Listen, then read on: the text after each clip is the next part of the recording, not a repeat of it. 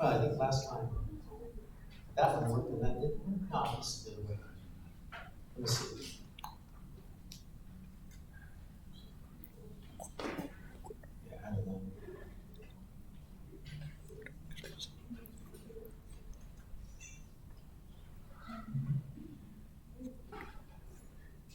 I think it is what it is. So this one seems to not be working.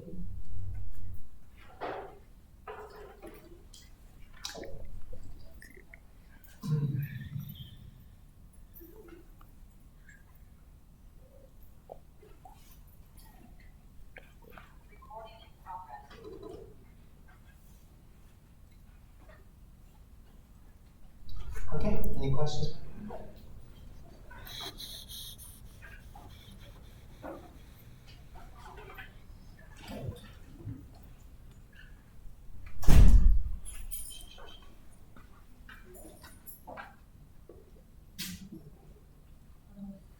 So one more thing to finish up from last time. So if you remember that we were talking about health inequalities and why it is that sort of explanation or how to view health inequalities, and kind of got into saying is that, well, in a lot of it deals with income, because basically payment levels are so much lower for Medi-Cal than for Medicare, and so much lower for Medicare than for private insurance, is that doctors, healthcare providers, tend to congregate around places with higher income. Like my family lives all down in San Marcos and Escondido in Southern California, and about maybe 5 years ago, they started building this gigantic hospital on the hill. I mean, it's beautiful. It's sitting on top. It's got 365-degree views. It looks like a castle out there. And now I just heard that Kaiser is now building one down there too. It's gigantic hospital. Beautiful. So why are they all building beautiful? And I've been inside the other hospital, and it is really nice. Big atriums, nice rooms, everything. They have the food is one of their selling points is that they have the menu for the food, or you just pick out the food if you want, like you're going to a restaurant, and it's pretty good. So why are they doing that type of high-end type of healthcare providership? Well, because they're trying to get private patients, right? And the same thing for Kaiser. Kaiser gets mostly private patients. Kaiser's moved into Medi-Cal now, but they get mostly private patients, and so that's who they're competing for. That's why community hospital closed down, because couldn't compete for the high-paying private providers. It's why Mariposa Hospital, John C. Fremont Hospital, is probably going to close down, and it's not a place that, because I live in Mariposa, it's not a place that you get put this way. I got something cut off. If I cut my finger off, I'd go to the hospital. If anything else happened, I would need to go down here to Mercy, but if I could live long enough, I'd go down to Fresno.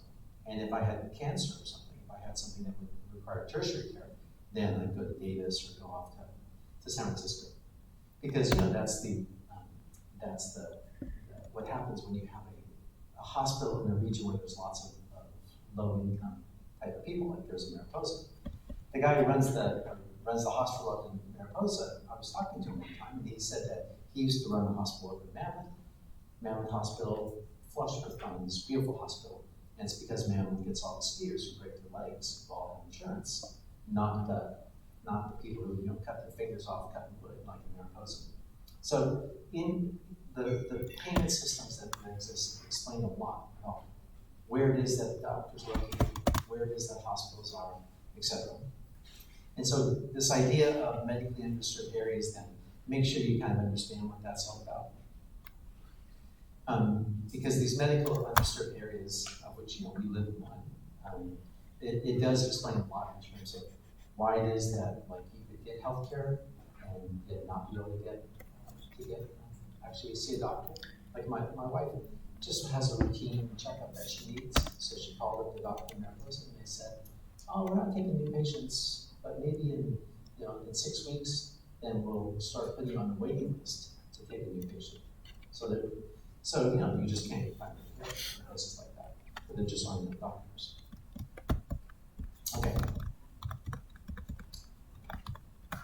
Then last thing I want to sort of explain about, giving my perspective in the healthcare system is in terms of racism, is that what role does racism play in this healthcare system?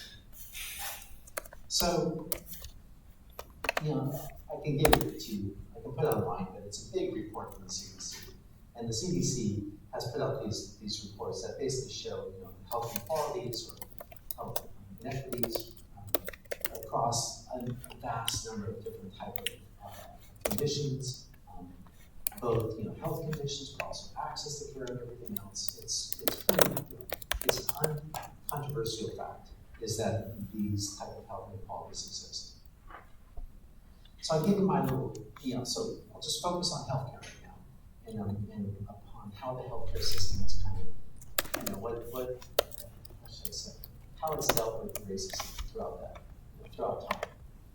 So from my reading, if you want to think about before the 1960s, the healthcare system in general was something for which, it focused on individuals and behavior, as that there was the idea that, for the most part, it was governed by a five-medical model, which we'll talk about in a little bit, which meant that it viewed the body as sort of, people did these things, and that led to illness, and that the role of the healthcare providers was to come there and try to make people better. But the idea is that health sort of happened kind of outside of it. So there's a lot of what you might call blaming the victim that occurred for all races. Just the way the healthcare system viewed what they did is that people would do these things and get sick, and then that they would try to treat them as best they possible, but with the understanding is that they might go back out and do things again and get them sick. And so as a result, there wasn't really, from my reading, like a lot of discussion about the role of racism. And you get things that happen like the Tuskegee experiment, which clearly is racist to its own foundations within public health, and yet there wasn't really that much sense that this wasn't really kind of an issue. So I think that the conclusion from the pre-1960s is that it was a major issue, obviously, but yet healthcare as an institution didn't really deal with it. I'm positive that doctors in the 1950s weren't trained anything on things like this. In 1960s to 80s, I think within healthcare, you can sort of view this as the idea of focusing on racism at the individual level. So because of a lot of the events of the 1960s, is that the kind of the white communities within the U.S. started to sort of say, well, yes, there are people who are racist. And within healthcare, there was this idea that yes, there are healthcare providers who are racist. But the idea was that these were sort of bad apples, and that so therefore the assumption being is that if you could go through and you could just kind of get rid of all the bad apples, and that was the goal. And so a lot of the training that went along within healthcare was about kind of, talking about racism, but the idea being is that, most of people are not going to be racist, and it's only going to be these individuals that we could recognize and that wear Nazi flags and things like that who are going to be the racist ones. So there wasn't what you would sort of, kind of call any type of more nuanced view of racism. It was basically just, we'll try and identify people who are racist and get rid of them. 1990s to 2000s, that's where the idea of implicit racism kind of came in. And it came in for all things like academics too. So, when we used to hire people, well, this was before my time, but when people used to get hired in academics, is that they just bring them in, interview them, and then hire who they want.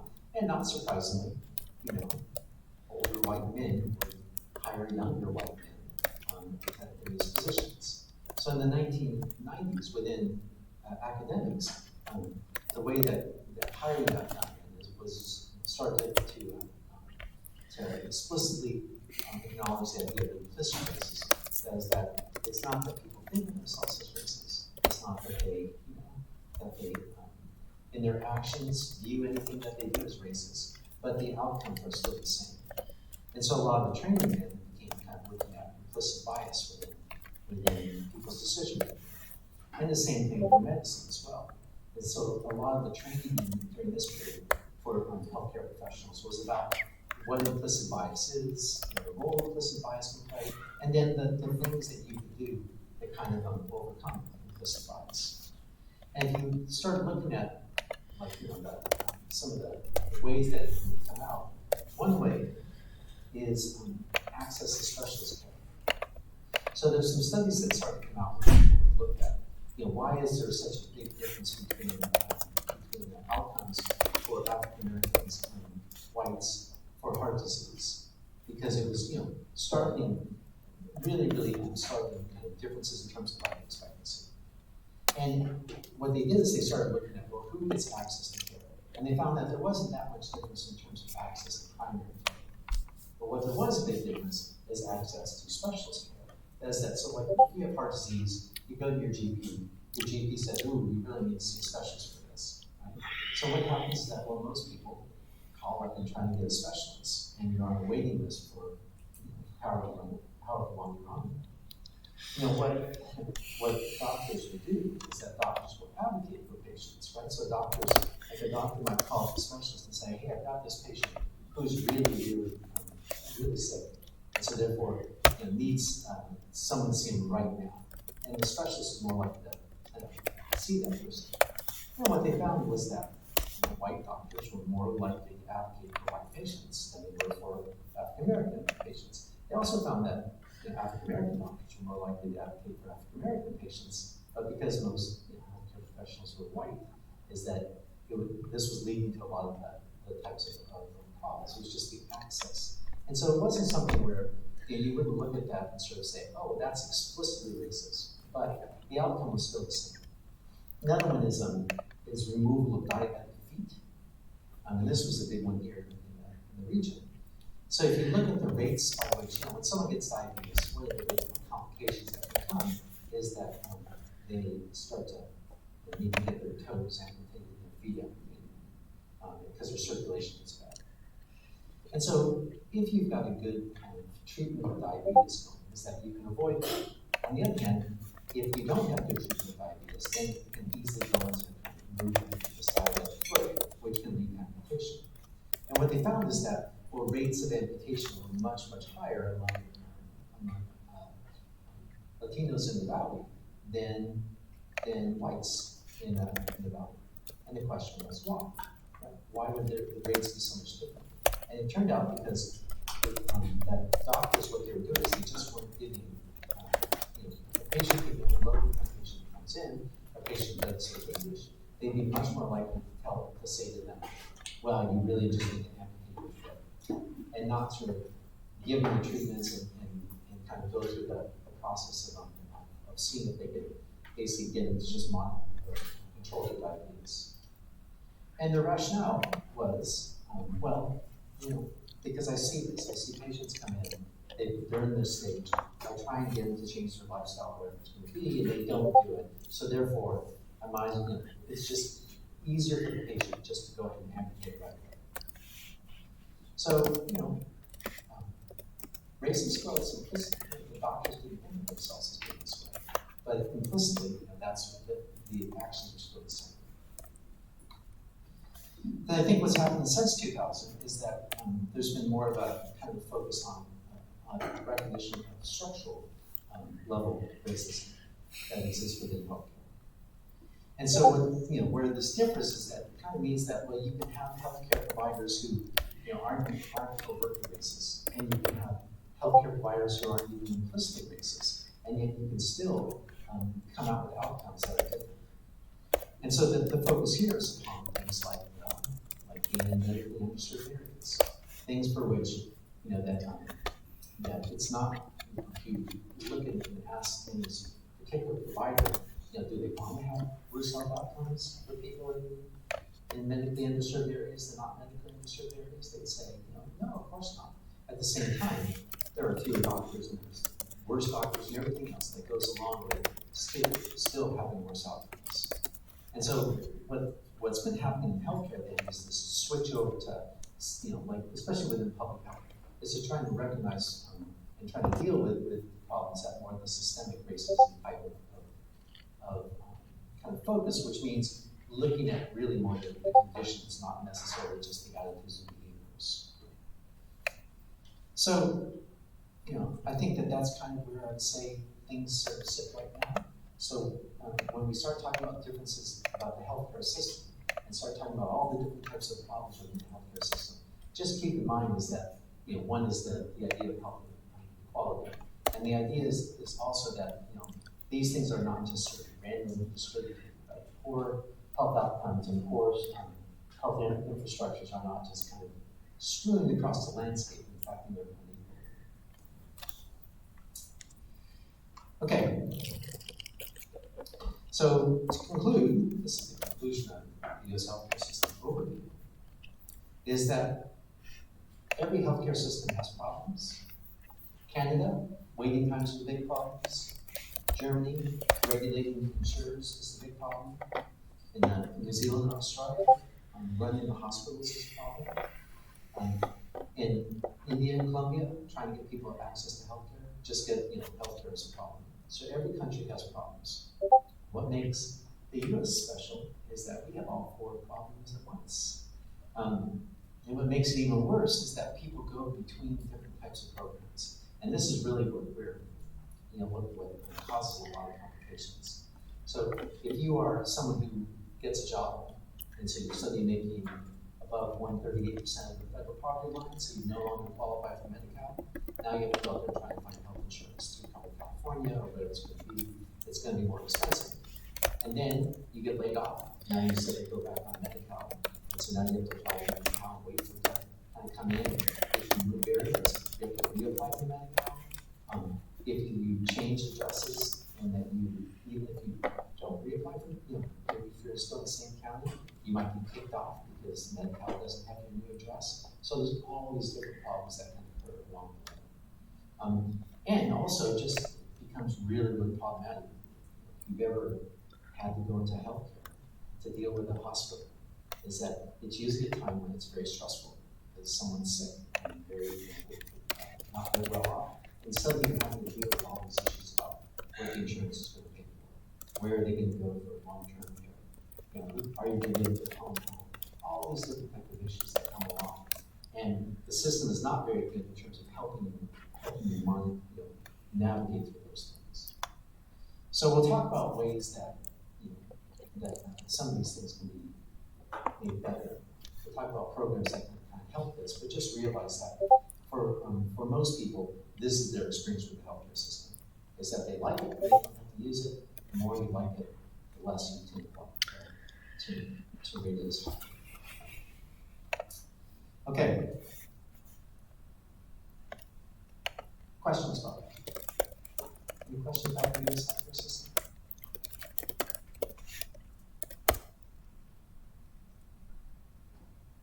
Yeah.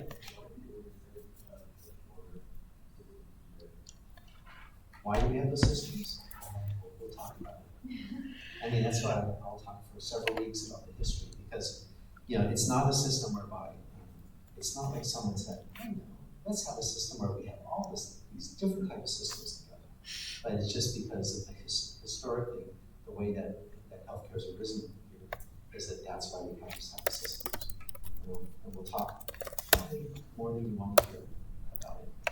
But the reason I'm going to do it is because to really understand the healthcare system is that you kind of have to understand why it is that we got this way. I was just talking I'm doing this project for the California Department of Public Health. We're trying to look at, they're trying to look at how to support local public health programs. And so I was just on this conversation with the woman from who's the public health medical director of a couple of counties up north. And she was saying is that she's trying to do these things she's trying to work with the FQHC and trying to work with the hospital. And so I said, well, do you think that one of your roles might be to just try to be the overall coordinator of things? And she, shook her head and said, no, the healthcare system is just too complicated, too fragmented. It's like she's lived overseas, so she understands kind of what it's like in a system that all kind of operates as one, and says that the U.S.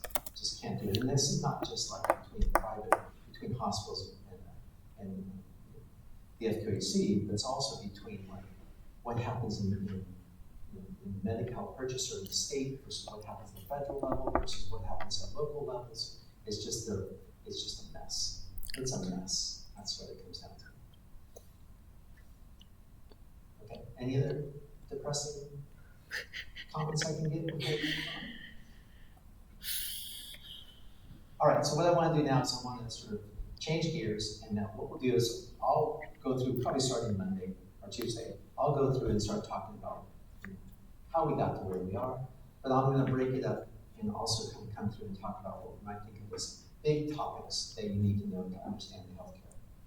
So the first topic we want to go through is wants versus needs. Okay. So to start, let's just start with what is health. So what do we mean when we talk about health? Because we're going to be talking a lot about how we measure health and comparing the health between different countries, etc. So here is, let's see if we can get this.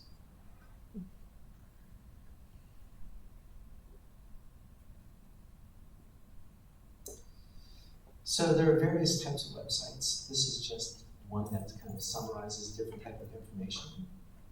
So this is for the US. So what this shows is this is the population pyramid. So what it shows is basically the percentage of the population at each of these different at different ages, right? So you have the ages going up this way, and you have the percentage of population for both males and females going this way. So like if you look at 1950, you had a lot of people 0 to 4 years old. And then you have fewer people in this range, especially fewer males. Why is that? Why did you have 1950 a lot of, World War II, right? World War II killed off a lot of young men, right? So you have this blip. At the same time, the men who came back, what they wanted to do was have children. So 1950s, this is the start of the baby boom coming through here. All these young kids coming through. 1960, still in the baby boom, right? Lots of young kids.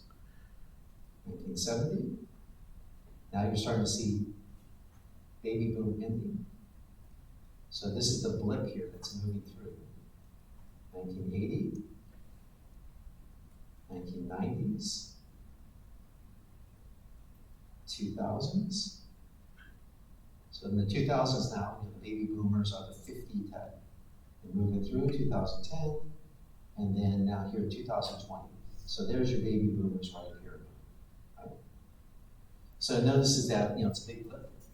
And the reason that when we talk about Social Security and Medicare, the reason why there's so much dire predictions about Medicare and Social Security is that two things are happening.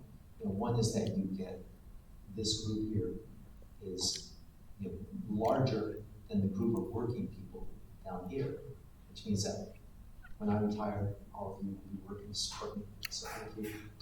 Keep working, keep those jobs going so I don't have to lose my Medicare when I retire. And the other thing you should do then for your own sake, what should you do for your own sake? If you want to make sure that when you retire, you have a good Medicare. What's that?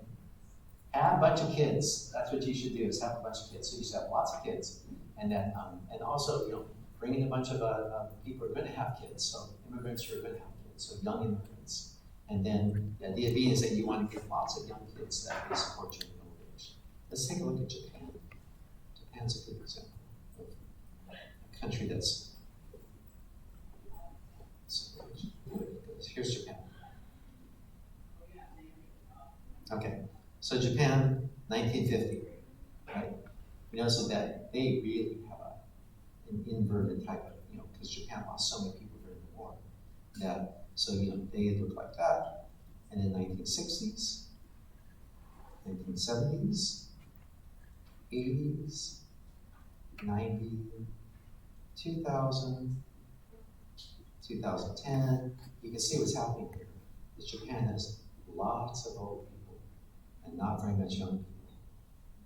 2020, and the other thing that happens is that Japan has the longest life expectancy.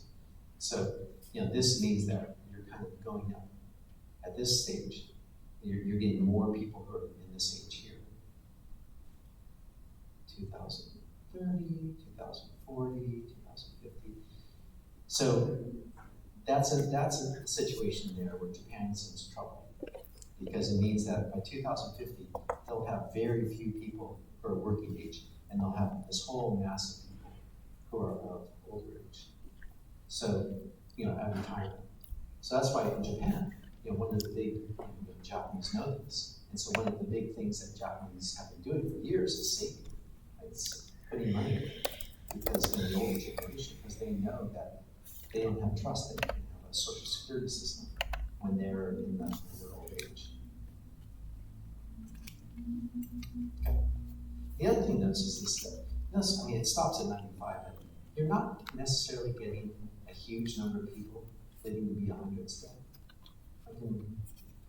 It's kind of, if you think about all the medical advances, is that the medical advances, they've increased life expectancy, but they really haven't increased the life expectancy at the top, of what's at the top of the range. People still, people used to die, like in the 1960s, the life expectancy in the States was, what do you think the life expectancy was in the US in the 1970s? They're now, not that bad. No. A little bit lower, about 65, right? It was about 65 in the States. What's it now? What's our life expectancy? Yeah, 70, 78. I think it's down a little bit for males. It's like 77 for males, but it's around there. So it's gone up. But at the same time, what you're not seeing is you're not seeing life expectancies of 120.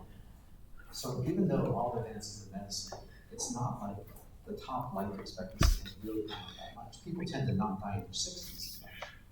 People, tend to you have many more people in their 80s, 70s, and 80s. But being in the 90s is still relatively rare, and being over 90 is still really, really rare. Okay, let's go back to the US.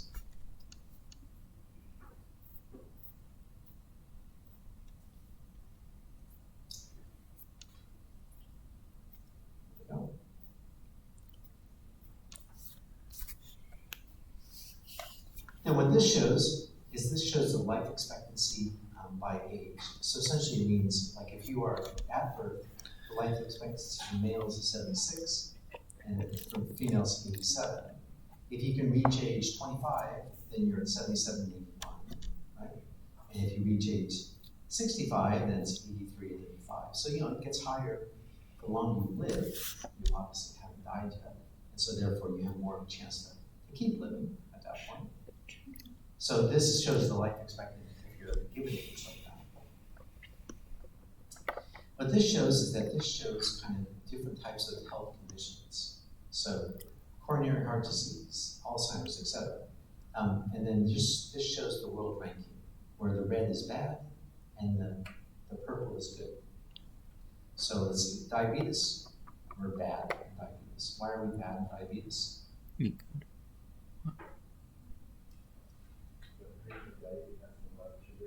Yeah, because we're obese, right? Because we have high obesity rates compared to other countries. Well, look at Japan after this. So we're bad in diabetes. Let's see, we're bad in drug use. The fentanyl crisis has, and the opioid crisis has made it so that we have the highest death rates in the world. Hepatitis C, we're bad. So some of these things, are bad, like some of these things are bad because just because of things like the drug crisis, right? Other things are bad because of, like hepatitis C, they have treatments for hepatitis C. So this is kind of a sign that the healthcare system isn't doing very well if you have that. On the other hand, let's look at Japan, see what Japan looks like.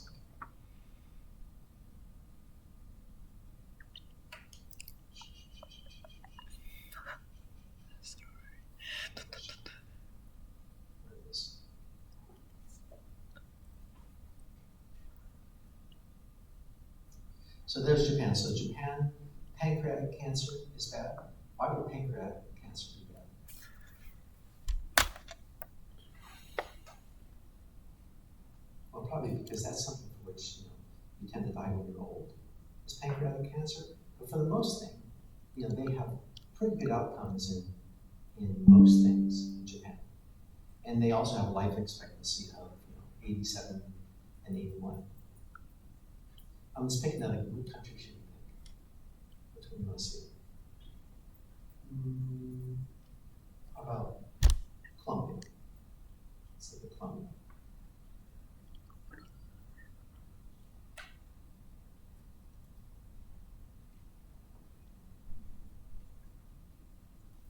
So there's 1950s, lots of, countries, countries, what happens is that, if you're a low-income country, is that you can have most of your deaths from infectious diseases. And then what happens is that as you get more wealthy, is that then you have more of your deaths by chronic diseases as you get older. So that's called what's that called? When you go from a country has most of their deaths from infectious diseases to having most of their deaths from chronic diseases. Did you learn this in your intro classes? It's called the epidemiological transition, whereby the country switches over. So in the US, we switched over about the early 1900s. We went from most deaths being infectious diseases, like, pick a country like Sudan. Sudan.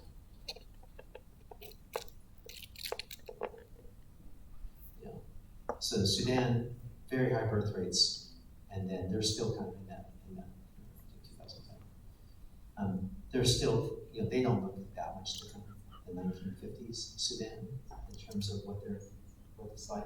Sudan, war-torn country, etc. But they're still in that phase where most deaths are from things that aren't the same deaths that we have here. Like, so heart disease, low birth rate, measles, leukemia. So these things are all things that could potentially be treated. All right, so these are all different types of health conditions. And then, they have cancer rates. They used to have a whole big thing on it. They would show that. Like, here it is. Then it shows the COVID. So back in 2020, 2021, this sort of led everyone's website was what was happening with COVID. So that's what COVID looks like in terms of the number of deaths across time. So that it's showing you across the time how many people died. So if you look at it, let's look at Italy.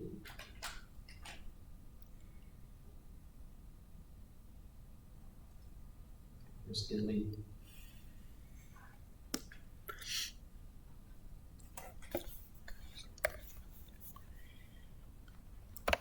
So Italy got hit very early with COVID. So, this is the death rate from COVID and how it increased over time. repeatedly. So it'll look like that.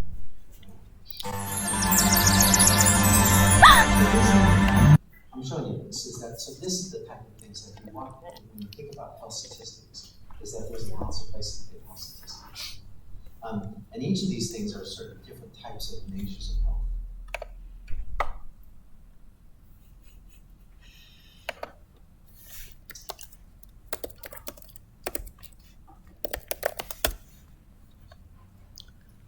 Okay, so there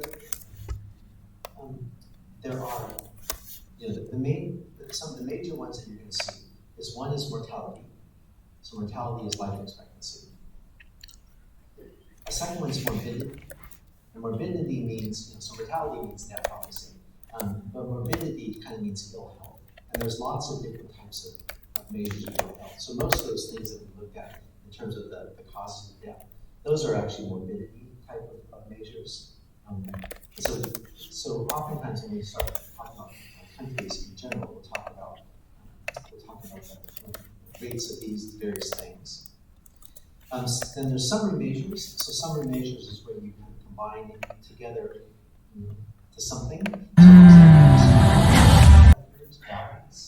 You'll see this thing a lot that's mentioned. Quality adjusted life years, qualities, but other types of things too are kind of composite measures of health. And then cost, you'll see cost reported a lot as a measure of health because people care about cost. All right, so we have generally 3 different types of measures there. So you can have direct measures of health. Those are things that we report because we care about them. You have prevention. So those are things that we report not necessarily because they're linked to health itself, but because it signifies that in the future, you're going to reduce some type of health problems. And then the third one is proxy measures. And proxy measures are measures of health where they tell you something about the healthcare system. So, why don't you take 3 minutes and tell me which of these things are direct, which of these things are prevention, and which are proxies. Okay, so get together and just talk among yourselves.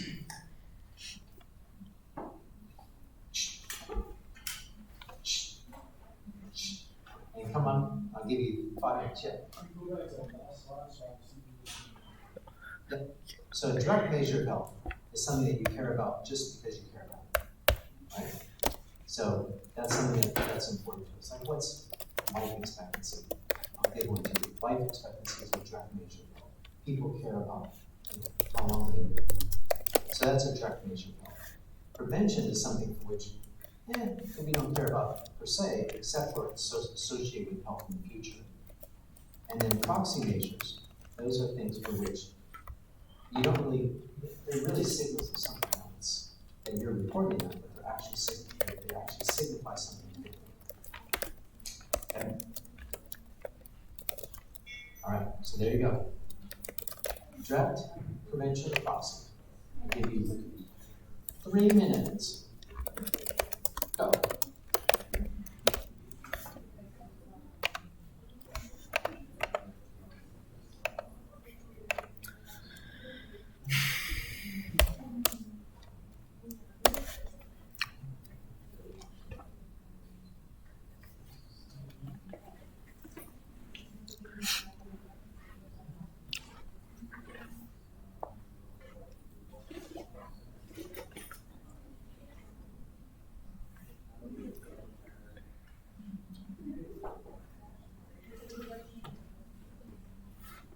And if you're sitting alone, then just rank them, because I'll call them later, and you can then tell me which one.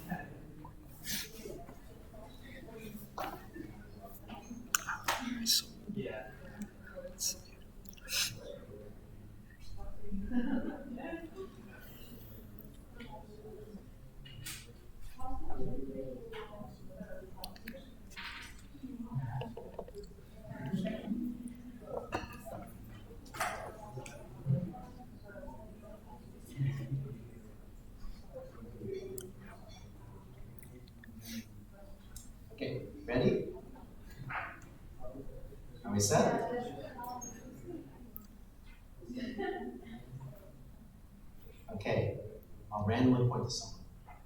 I'll point to you, you took a good picture of yourself.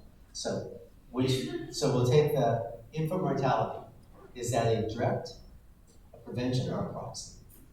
I'm debating between one and three. So which one do you think? I'll give you a hint. They're both there.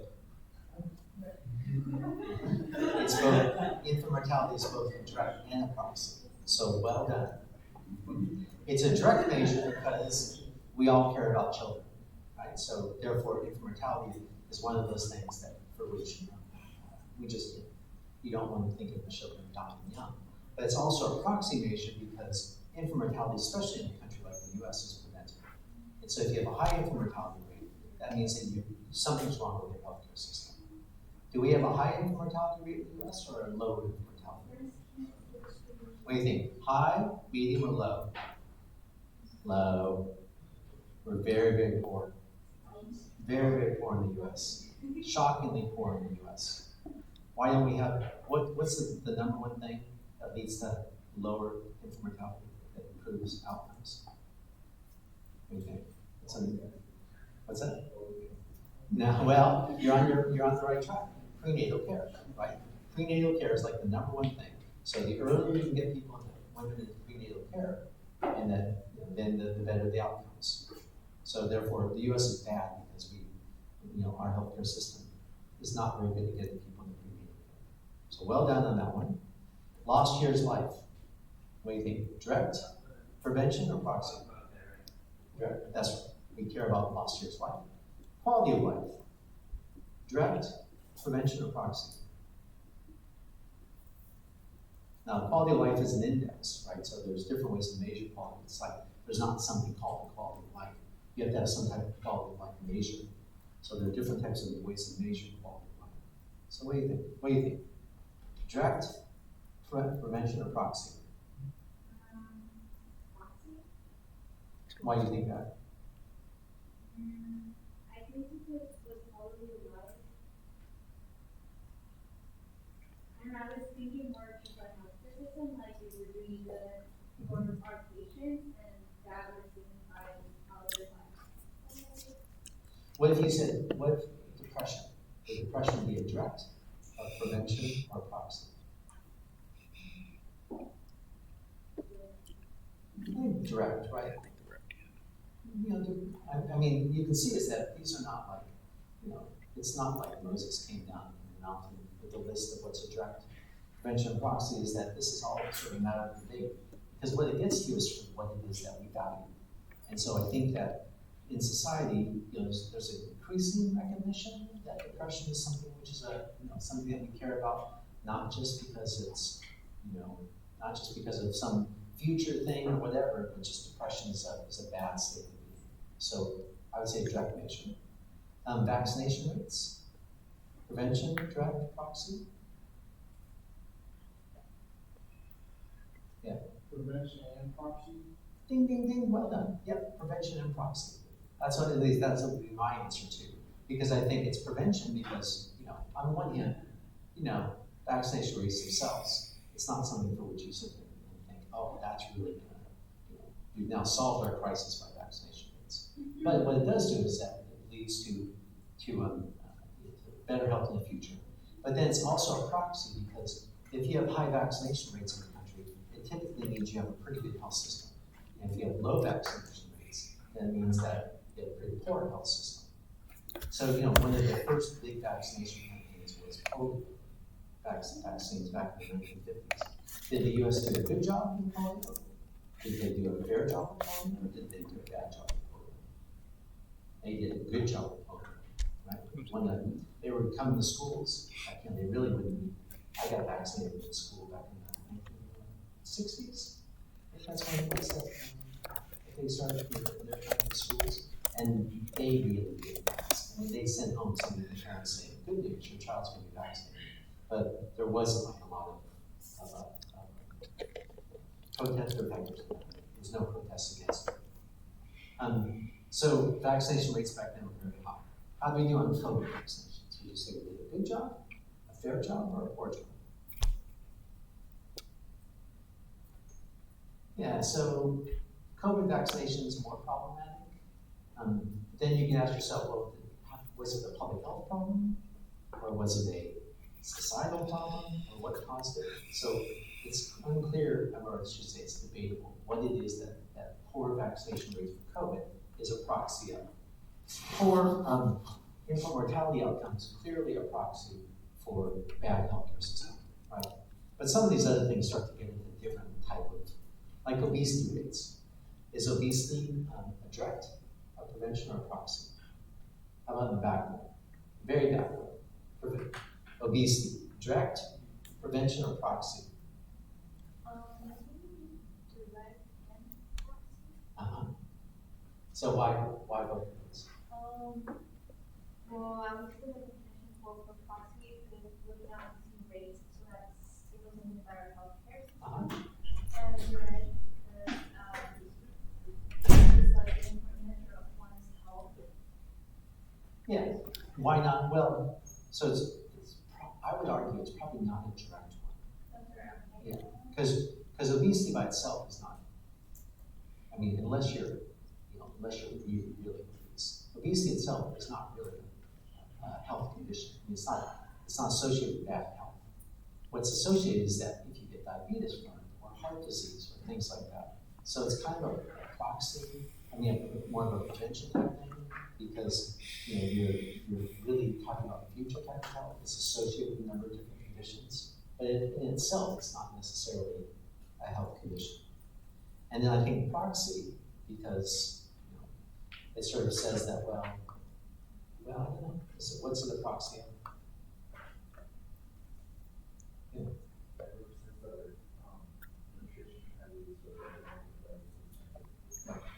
So it'd be sort of represent that probably something about society is not good. Is it the healthcare system?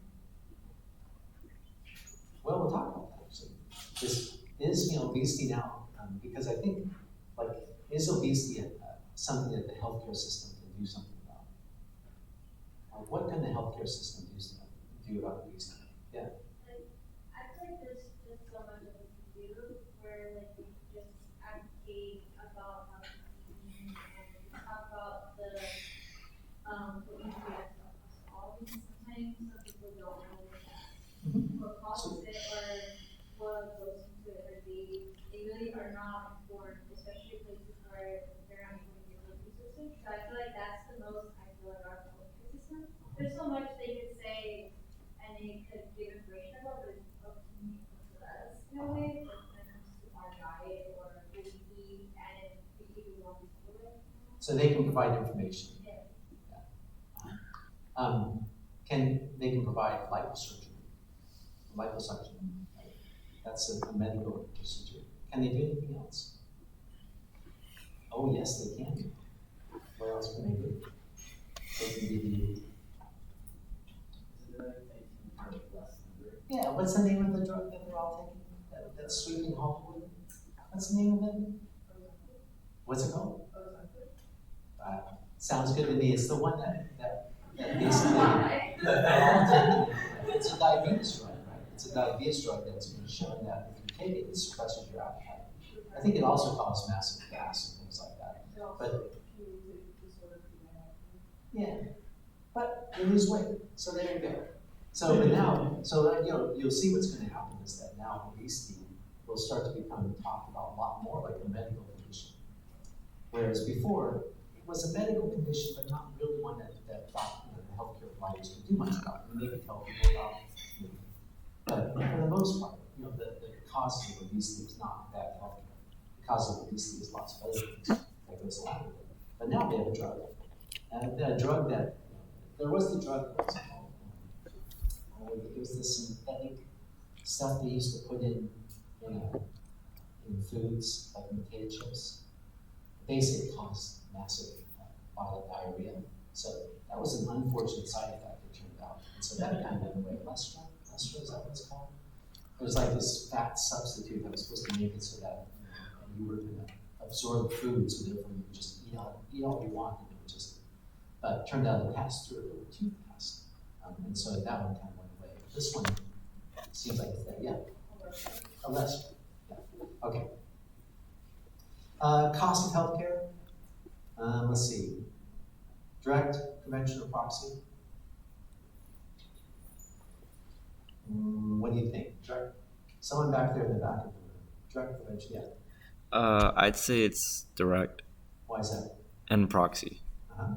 Because proxy, because it's healthcare, obviously, because it's cost a lot just to provide it, Yeah. and direct since Now, I would agree with you, right? So I agree, direct and proxy. Say direct because we care about money. Yeah. Right.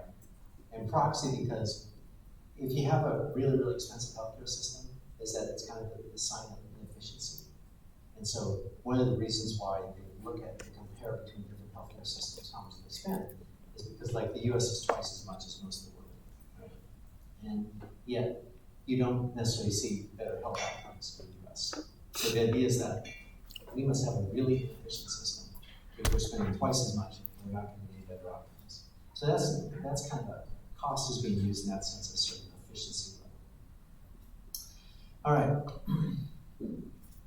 Next, so that's the first kind of thing to kind of keep in mind is how we measure health. Second thing is the sort of the way that health is viewed. So show me with your thumbs. How many of your classes have talked about the biomedical and the psychosocial models of health? You say, yes, I talk about those a lot, versus no, I've never talked about those things. Show me with your thumbs. Okay.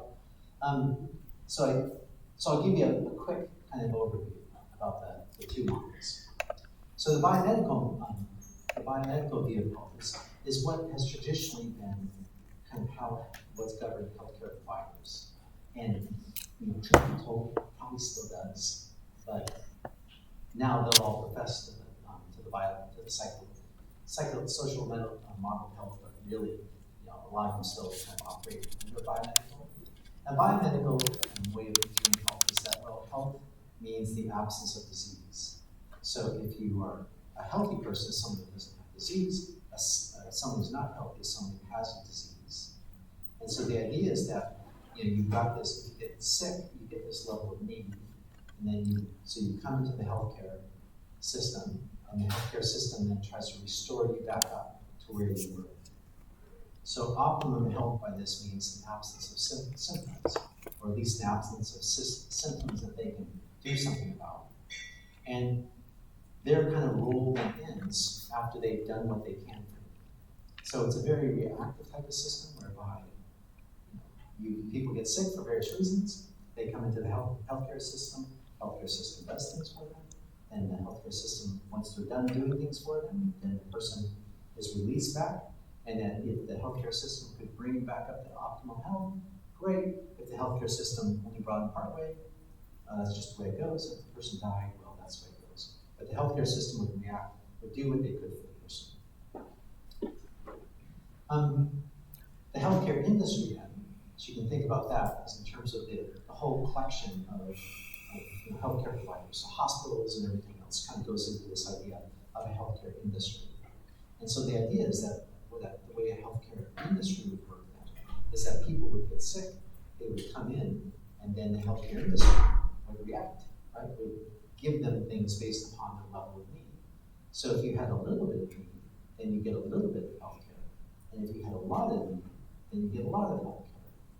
So the way to think about it is it's like a thermostat in a room, right? So if it's a little cold outside or a little hot, it's a little hot outside, that you have the air conditioner works a little bit, but if it's really hot outside, the air conditioner, you turn it on full blast. Because what you're trying to do is you're giving as much sort of healthcare in this case, depending upon the level of need. So if someone's a little sick, they get a little healthcare, but if they're a lot of sick, then they get a lot of healthcare. When do people tend to be the sickest? If you look at their lifespan, when do they tend to be the sickest? Yeah. Like in the beginning of the life stage, like adolescents or elderly, their new system. That's right, at the beginning, and then when they die. Those tends to be the point where you need healthcare the most, right? And so, if you focus on when newborn babies kind of come along, we're kind of all in with do what we can, everything that we can for them, because they have a life in front of them. We all love babies, so. But what was happening for older people is that older people would come in and maybe near death, and the healthcare system would try and do what was called heroic medicine. Heroic medicine means that, you know, you've got this person who's dying, so you're trying to stop them from dying. And so you're going to give them as much health care as you can to try and stop them from dying. Now, if you do that, then what's going to happen is that you're going to be spending a lot of health care on people who are eventually going to die. So it becomes kind of tricky because on one hand, if somebody comes in with something that, like, you know, a 30-year-old comes in with sepsis, let's say, right? With something that's, you know, they're going to need massive amounts of antibiotics. Well, I think that most of society would say, yes, let's give this person massive amounts of antibiotics to kind of keep them alive. Because they've got, you know, a long life in front of them. It's a condition that if you can treat it, they get better. So we're all about that. On the other hand, if somebody comes in and they've, you know, got terminal lung cancer and they've got you know, dementia and they just had a stroke and they have sepsis too, is that then are you going to do it in that case?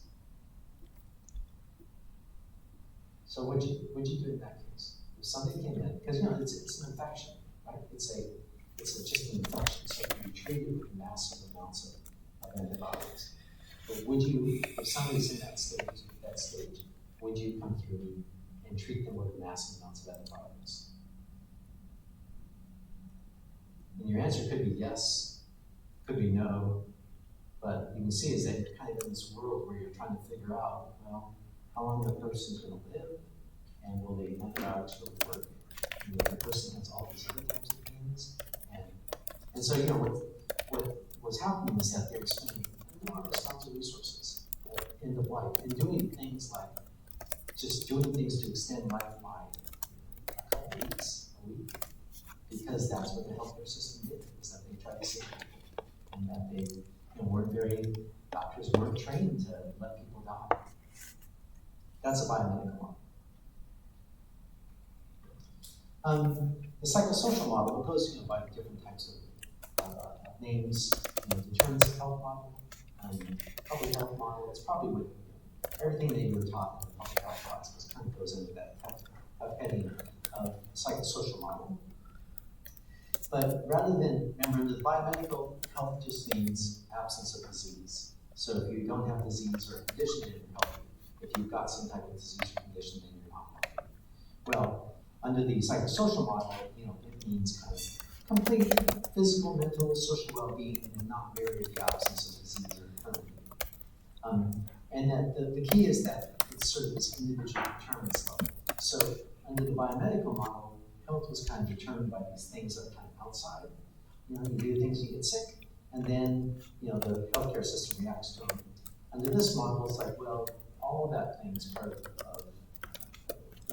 everything that gets you sick out there is part of should be considered as part of what the healthcare system does. So the healthcare system in this case then is not just sort of treating people when they come in the door, but it's supposed to be treating the underlying determinants of health. So, and we'll hang on to that thought, because when we talk about, what we do on Tuesday of next week, when we start talking about public health interventions, then public health interventions are going to differ from biomedical interventions, because public health interventions are going to focus on underlying determinants of health, and biomedical interventions just focus upon the condition. So keep that in mind. Okay, next thing, wants versus needs. So biomedical model, based on the idea that, you know, someone is sick, has a need, and that the healthcare system responds to that need. So there's you know, in terms of what's the difference between a want versus need, I mean, it's kind of tough. I mean, I would say a want is something that you would like to have, that's not essential, and a need is something that is required. Would you agree with that? Is that the difference between a want versus a need? Like, you know, do I need this LaCroix tangerine, or would it be cup of water? be okay? Is that, suppose I had a cup of water or my LaCroix tangerine drink. Do I need this drink rather than a cup of water? How many say, yes, you need that tangerine LaCroix, versus how many say, no, you don't, you have one. So why, you're such hard people, why is it that you think that I don't need this tangerine LaCroix? I like it. I like that, I prefer my tangerine LaCroix to my just tepid tap water. So why is it that you see that as a want and not a need? Yeah. Because it, like you said, it's preference, or you have the, like you said, it's more of a desire as opposed to an actual need. Like for instance, you would like to have the most expensive laptop, but if you have a good quality laptop, it's the same thing. You could just go with a quality Okay. laptop. How about if it was water versus nothing? But I need the water. Yeah. Okay, so why do I need the water? To regulate your body for function. So there's some type of consequence that would occur where, like, if I didn't have the water, that I might, suffer bad health outcomes. So we all need water, but we don't all need LaCroix. You all agree with that? Yeah. Okay. So let's go through and sort of see in this case. In each of these cases, does the person need healthcare? So 45-year-old man walking outside here, gets hit by a bus, breaks his hip. Does he need healthcare? Show me that yes, he needs healthcare versus no versus somewhere between. So yes, okay. So why does he need healthcare? Yeah. I feel like 45 is still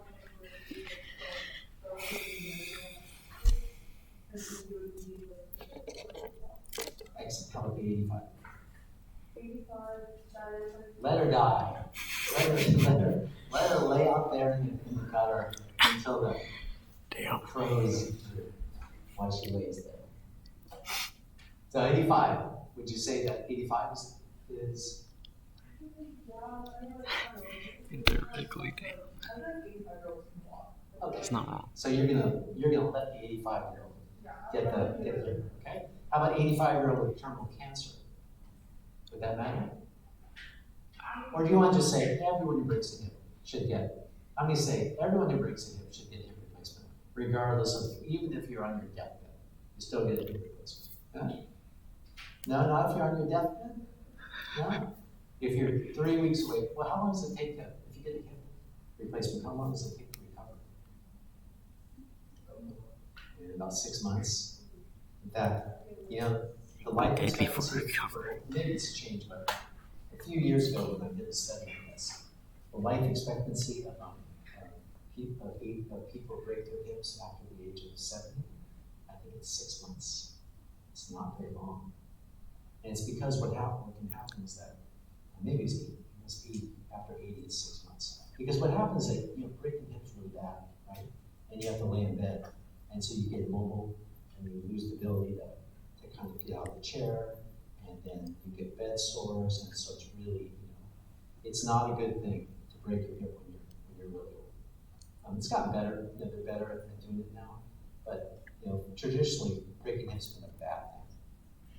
So that's why terminal cancer at 85, maybe you don't replace your hip just because she's going to be miserable from having the hip replaced. And so it's kind of like, in that case, are you doing her a favor by going through and breaking? Because you could just give her pain medication and just say, well, broke your hip, we're going to give you pain medication. So you're going to spend the rest of your life, you're going to experience the joys of opium for the rest of your life. Do they do that type of thing? Just give people opium until the end of life? Yeah, it's called hospice care, right? So hospice care is essentially what's arisen as a way of kind of dealing with that end-of-life situation. So, and hospice doesn't mean that you're on death's bed, but it means that no longer can the medical care system is not going to make you better. And that in the end is, if not near, you can see it coming. And so hospice care, it's a different philosophy because they're not there to do heroic medicine. It's there just to help you sort of transition out of this world and into the next one. Okay, so how about 6-month-old baby not vaccinated for MMR? Is there a help need? MMRs, measles, mumps, and rubella, right? Bad for babies to get those things, bad for adults to get those things if you're not vaccinated. So does the baby have a health need? How many say yes, the baby has a health need versus no, the baby doesn't have a health need? Okay, so keep that thumb up. Now show me, what if the parents don't want it? So if the parents don't want it, is it still a health need, or is in that case then, no, the parents don't want it and no health need? So you still say yes. Override the parents' concerns. I mean, like, legally, like, the doctor can't, but that doesn't change that for babies, still needs to vaccinate. And why do you think that? Because it's babies, they're like, Yeah. very special, and moms, like, that can really mess with a child. How about breastfeeding? Should women, because breastfeeding is good for babies, right? Should women be told how to breastfeed their baby? It's better for babies.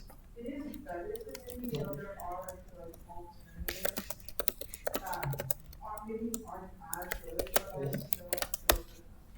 Yeah. So how are you making this decision about? So you're comparing what's the probability of babies? If the baby doesn't get MMR, what's the probability of the baby getting 6 months or more in their life? Very low. Very, very low. Chance that you're actually going to get it. Right? Because they talked about herd immunity. As long as the immunity levels are above 90%. I mean, part of the reason why it's been an issue previously, in recent years, is because so many parents, mostly kind of middle class or white middle class parents, have not wanted to get their kids to get vaccinated. And so now that we're falling below that herd immunity level. So remember a couple of years ago, there was a big outbreak in Disneyland of measles. And of course, it's kids who aren't vaccinated, parents who aren't vaccinated, but it's also newborns. I mean, that's the ones you really care about. So that's why they really focus on getting that vaccination level above a certain point. But from a parent standpoint, right, it's like, as long as everyone else gets vaccinated, then why is it that my child is not going to get measles, mumps, or rubella? So therefore, not an issue. But breastfeeding is something that probably would help. So how many think we should force women to breastfeed their baby? Force, okay, we don't want to do force. How much do you think we should pay them $100 a week if they breastfeed their baby? So yes or no? No? From a societal standpoint? But you want to encourage them. You want to encourage women to breastfeed babies. So why don't you want to say? Why don't you want to get more, from a society standpoint, if it's good for the babies? What if the parent wants to give a tattoo on the baby's head? Should we allow that? Okay, no on that. So you're not going to allow, so you're going to restrict the parents' rights for some things. Right? And you want to go ahead and override the parents' rights for MMR by saying that the child should get vaccinated. The breastfeeding, though, woman's choice. Is that right? Okay. 45-year-old man does not get vaccinated for COVID. Have a need.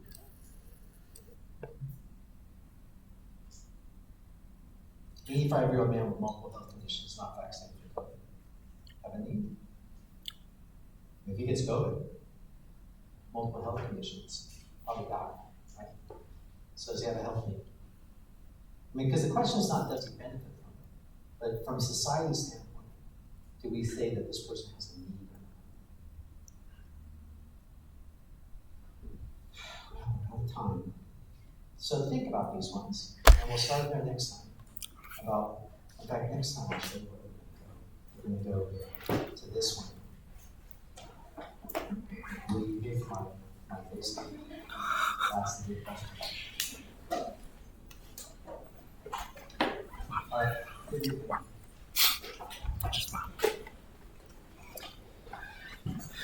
Very interesting.